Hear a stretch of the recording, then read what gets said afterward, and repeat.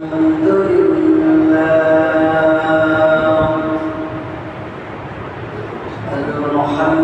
لله نحمده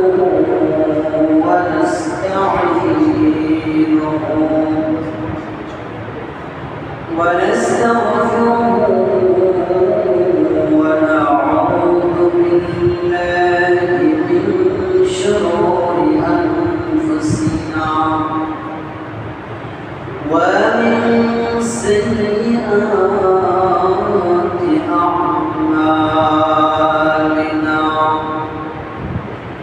من يهده الله فلا مضل له ومن يضلله فلا هادي له ونشهد أن لا إله إلا الله وحده لا شريك له ونشهد أن سيدنا وسندنا وحبيبنا وطبيبنا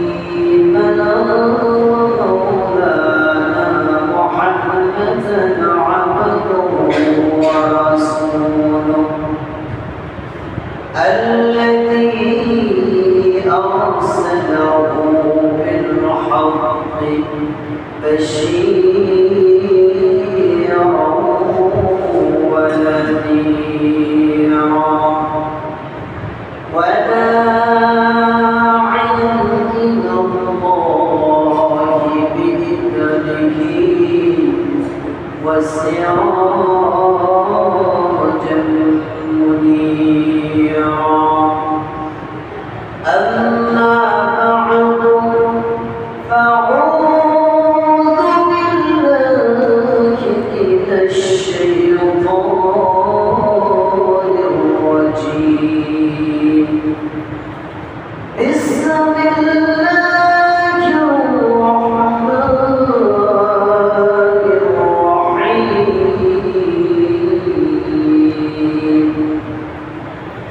الذين يذكرون الله قياما وقعودا وعلى جنوبهم ويتفكرون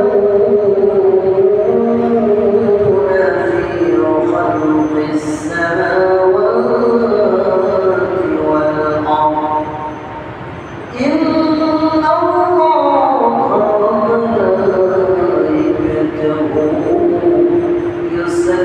يصلون على النبي يا أيها الذين آمنوا صلوا عليه وسلموا تسليما اللهم صل على محمد وعلى آل محمد كما صليت على إبراهيم وعلى آل إبراهيم إنك حميد مجيد اللهم بارك على محمد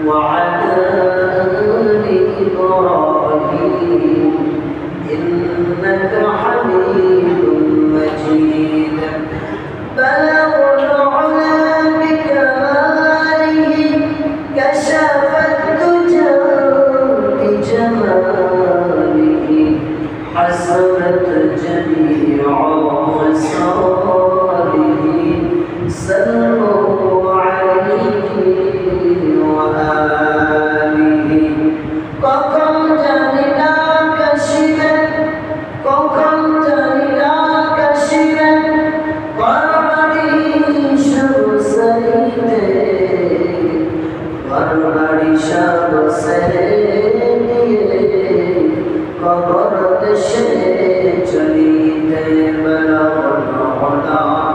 بكماله كشف الدجى بجماله حسنت جميع خصاله صلوا عليه وآله মহান মালিকের দরবারে লক্ষ কোটি শুকর ও শুকর যে আল্লাহ পাক রব্বুল আলামিন দয়া করে মায়া করে ভালোবেসে পছন্দ করে আজকে পবিত্র জুমার দিনে আমাদেরকে তার ঘরে শ্রেষ্ঠ জায়গায় মসজিদে আসার মতন এবং বসার মতন তৌফিক করে দিয়েছে।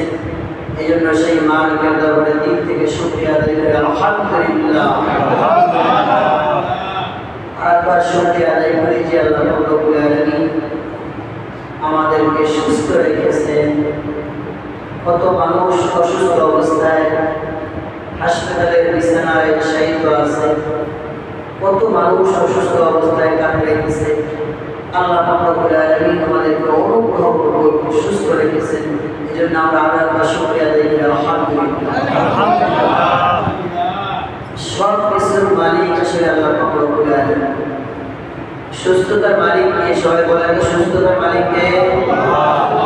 হায়াতের মালিক কে? আল্লাহ। মৌতের মালিক কে? আল্লাহ। রিজিকের মালিক কে? আল্লাহ। জমিনের মালিক কে? আল্লাহ। ইজ্জত দেওয়ার মালিক কে? আল্লাহ। বেইজ্জত করার মালিক কে? আল্লাহ। সব কিছু আল্লাহ রব্বুল আলামিন মালিক। এই সব কিছুর মালিক আল্লাহ রব্বুল আলামিন। আমরা হলো ভাড়াটিয়া। যেমন আমরা কেউ অর্থ সম্পদ থাকলে আমরা বিল্ডিং বানাই, দালান কোঠা বানাই, সেগুলো ভাড়া দেওয়ার জন্য। আমি হলো বাড়ির মালিক, বিল্ডিং এর মালিক। আর আমার বিল্ডিং এ যারা ভাড়া থাকে, আমার যেরকম স্বাধীনতা, আমার যেরকম ক্ষমতা, আর যারা ভাড়াটিয়া থাকবে আমার বিল্ডিং এ, তাদের কিন্তু ক্ষমতাটা এক নয়। আমি বাড়ির মালিক, আমি বাড়িতে যখন যা মনে চাই আমি করতে পারব, কিন্তু যারা ভাড়াটিয়া তাদের কিন্তু স্বাধীনতা নেই। তারা যখন যা মনে চায় তারা তা করতে পারবে না, তাদের এরকম স্বাধীনতা নাই। ঠিক আমরা যারা দুনিয়াতে আজকে আসি, আমরা হলো ভাড়াটিয়ার মতো বসবাস করতেছি। যে জমিটা আল্লাহ পাক রব্বুল আলামিন আমরা বসবাস করতেছি কিছুদিনের জন্য, এটা আমাদের স্থায়িত্ব করে দেওয়া হয় না। আজকে আমরা বলতে পারি যে এই জমিটা আমার, এই জমিটা আমার, এই বাড়িটা আমার, এই দালানটা আমার, এই গাড়িটা আমার, এই পুকুরটা আমার, এই অট্টালিকাটা আমার। কিন্তু একদিন আসবে এমন সময় যে আমার যে বলতাম আমার তো কিছুই নাই, আমি কি একা একা আমার সঙ্গে কিছুই দিন যাইতেছে না, আমি কিছুই নিতে পারতেছি না, আমি কি একা একা আমার সঙ্গে কিছুই যায় না, আমি শুধু খালি হাতে আমি কবরে যাইতেছি, আমার সঙ্গে কিছুই যাইতেছে না। আমি তো বলেছিলাম যে সব কিছু আমার, ক্ষমতা আমার, রাজত্ব আমার, অর্থ আমার, টাকা আমার, পয়সা আমার, জমি আমার, ঘর আমার, বাড়ি আমার, চোখ আমার, হাত আমার, পা আমার, দিল আমার, মন আমার, মাথা আমার। কিন্তু মরণের পরে দেখি আমার কিছুই নাই। এই জন্য আল্লাহ রব্বুল আলামিন বলে, বান্দা তোমরা দুনিয়ার জমিতে বসবাস করতেছো, এটা কিন্তু তোমাদের স্থায়ী ঠিকানা না, এটা অস্থায়ী ঠিকানা। তুমি আমার বলে কোনো লাভ নাই। একদিন কিন্তু এমন একটা সময় আসবে, এই জমি কিন্তু ঠিকই থাকবে, কিন্তু তুমি কিন্তু থাকবা না। ঘরের জায়গায় ঘর পড়ে থাকবে, আপনি আর আমি থাকবো না। দালানের জায়গায় দালান পড়ে থাকবে, আপনি আর আমি থাকবো না। পুকুরের জায়গায় পুকুর পড়ে থাকবো, আপনি আর আমি থাকবো না। সব কিছুই ঠিক থাকবে, আমি কিন্তু এই দুনিয়ার জন্য থাকবো না। এই জন্য বলা হয় যে আমার আমার আমার আমার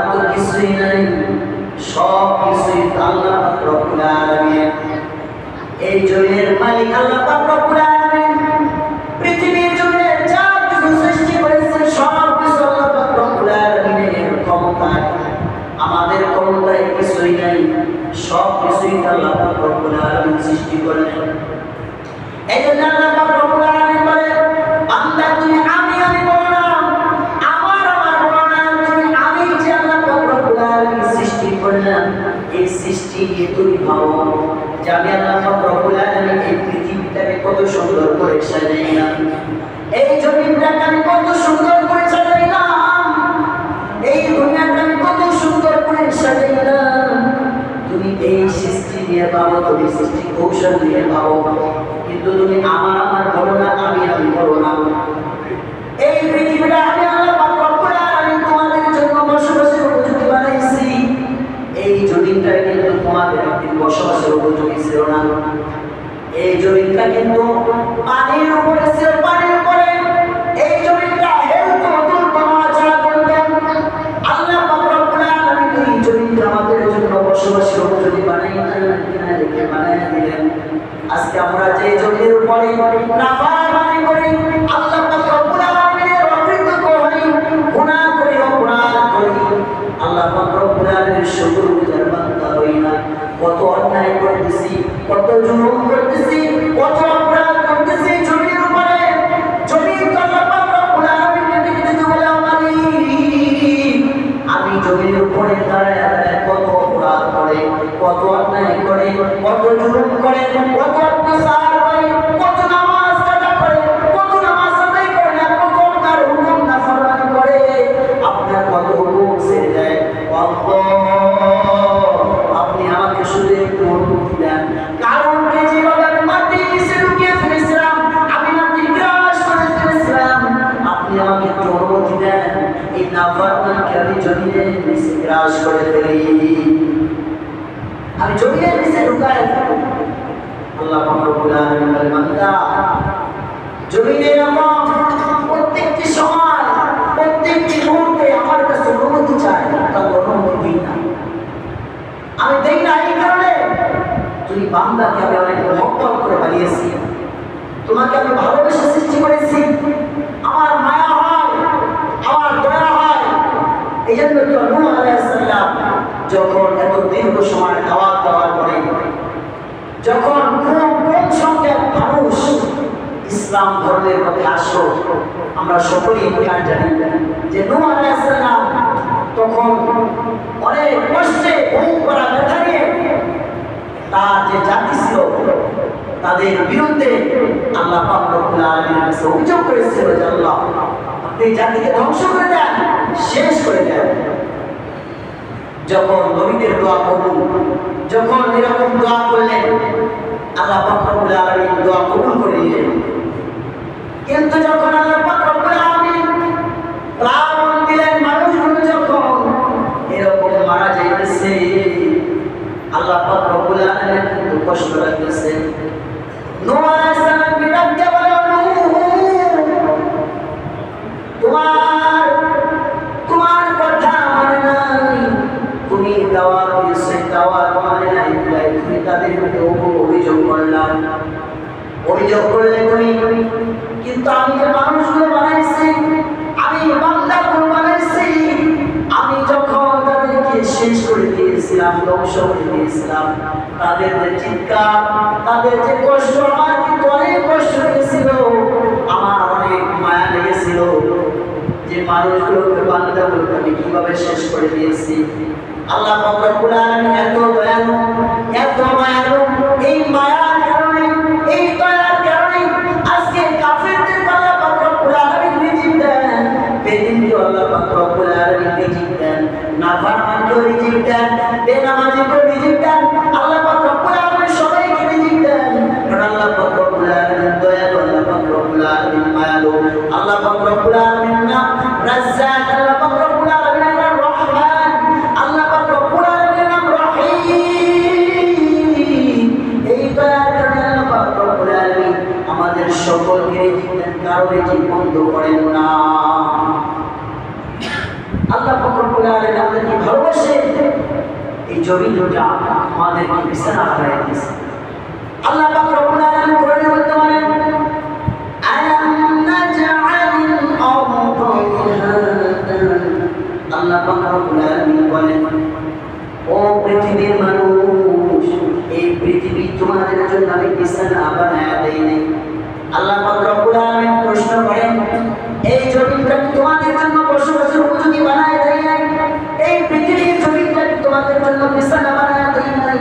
তোমরা কি নিয়ে চিন্তা করো, কিভাবে নাফরমানি করো? আল্লাহ পাক রব্বুল আলামিন বলে বান্দা তুমি আমার সৃষ্টি নিয়ে গবেষণা করো, তুমি আমার সৃষ্টি নিয়ে ভাবো। আল্লাহ পাক রব্বুল আলামিন বলে দুনিয়ার জন্য তোমরা জ্ঞানী মনে করো যে সমস্ত লোক যারা বিজ্ঞানী, যারা নিজের মেধা দ্বারা বিভিন্ন কিছু আবিষ্কার করে, যারা দুনিয়ার পিছনে দৌড়ায়, তোমরা তাদেরকে জ্ঞানী মনে করো।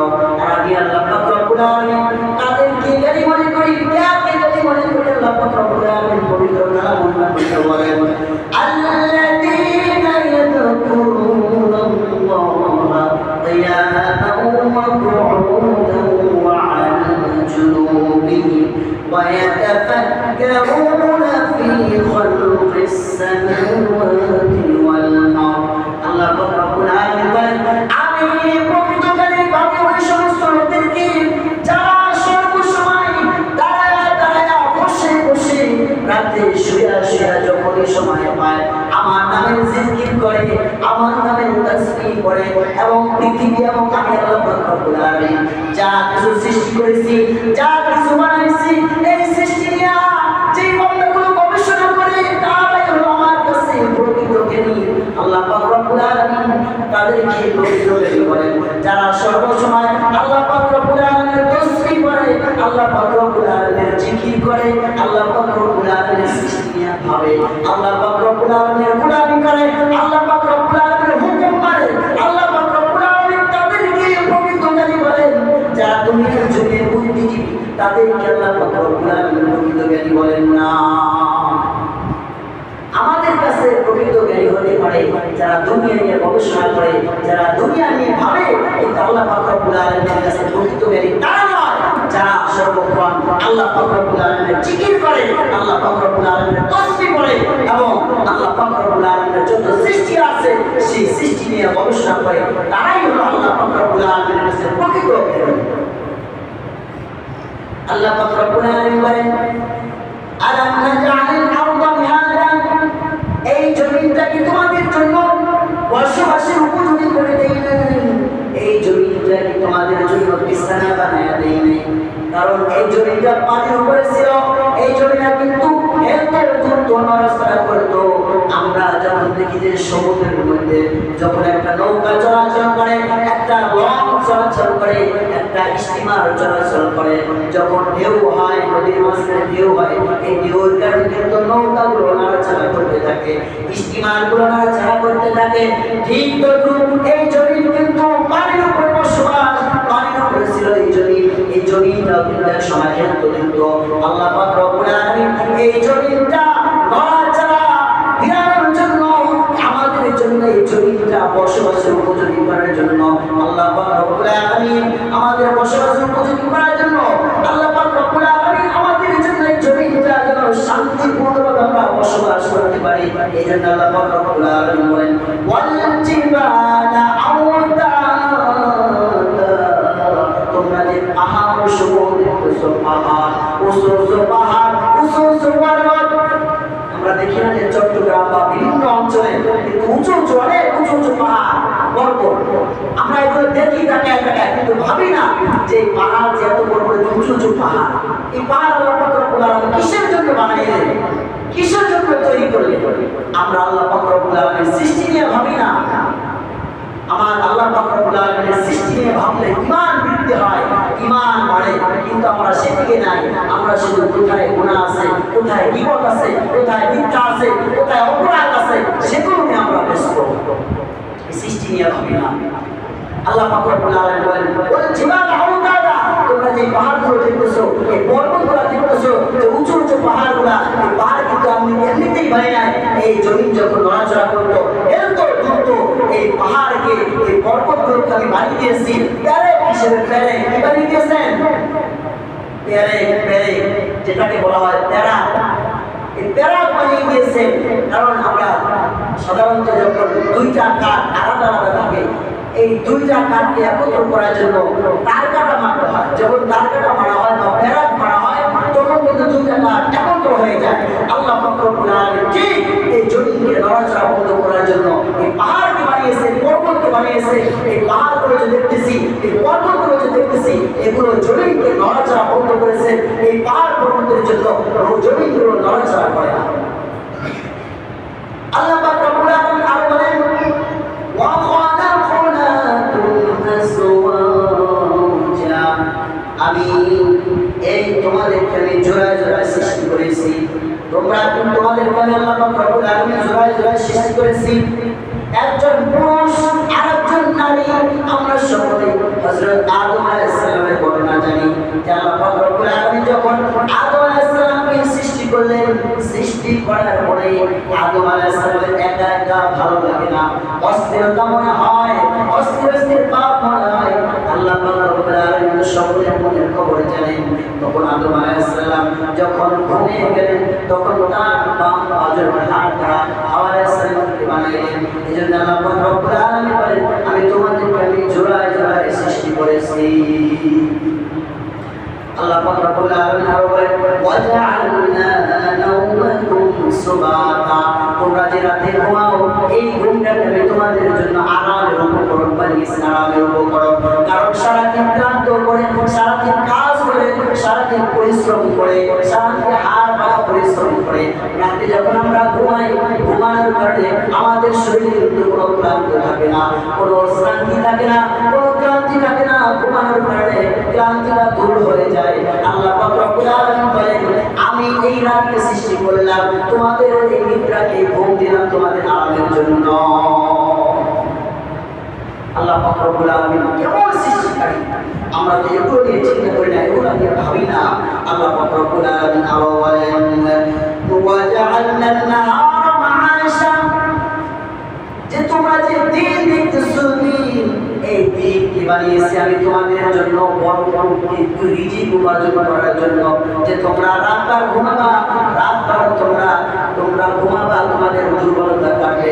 আর যখন দিন হবে, তোমরা দিনের বেলায় তোমরা রিজিক অন্বেষণ করবে, রিজিক খুঁজবে তোমরা। আল্লাহ পাক রব্বুল আলামিন কেমন ভাবে এই দুনিয়াকে সৃষ্টি করেছেন যে রাত না পড়ে দিন। এই যখন রাত হয়, কারো বাবার ক্ষমতা নাই যে রাতটাকে দিন বানাবে। যখন আল্লাহ পাক রব্বুল আলামিন দিন বানান, তখন কারো বাবার ক্ষমতা নাই দিনকে রাত বানানো। এই জন্য তো কবির ভাষায় এরকম বলে, কে মহান নদী বর্ষারাতে দক্ষিণ দিনের বায়ু, ওটা থেকে পেলি রে তুই মানুষ তোর জীবনের আয়ু। মাঠের বাড়িতে বিছানো শস্য শ্যামল ছবি,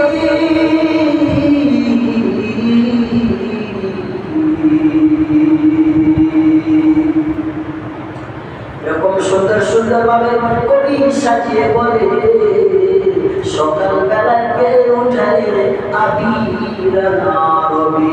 কখনো কি চিন্তা করেছো যে রাতে আল্লাহ পাক রব্বুল আলামিন যখন রাত শেষ হয়ে যায়, এত সুন্দর সূর্য কোথা থেকে উঠায়, তুমি কি কখনো ভেবেছো?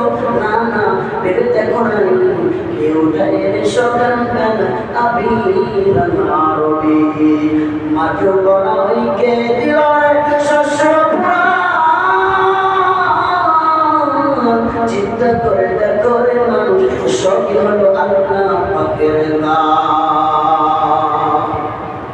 সব কিছু আল্লাহ পাক রব্বুল আলামিন সৃষ্টি করেছেন, সব কিছু আল্লাহ পাক রব্বুল আলামিনের দান।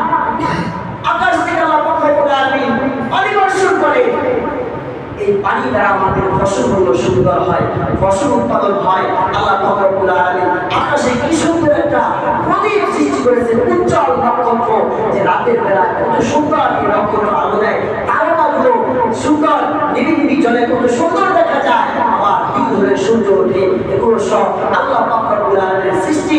আমাদের এগুলো নিয়ে ভাবতে হবে, এগুলো নিয়ে গবেষণা করতে হবে।